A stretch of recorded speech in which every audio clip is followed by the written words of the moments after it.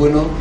para volver a reivindicar pues el papel y la importancia que tiene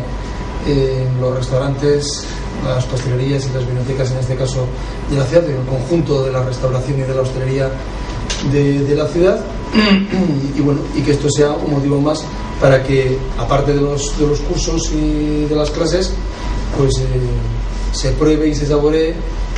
cada día, porque cada día es una excusa para venir a un restaurante, para coger unos pasteles o para comprar unos buenos vinos en nuestra ciudad.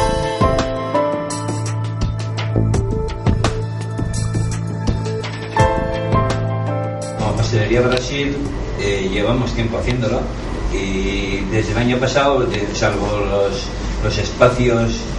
de Navidad y por ejemplo ahora de opillas y cosas de ese tipo,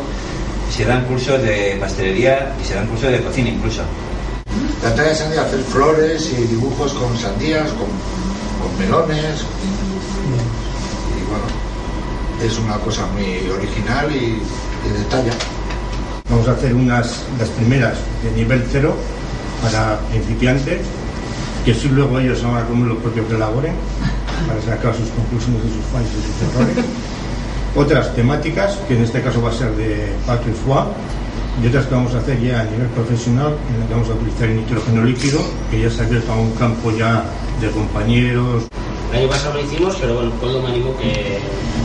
la gente respondía muy bien, entonces pues, y clientes míos propios también me han comentado.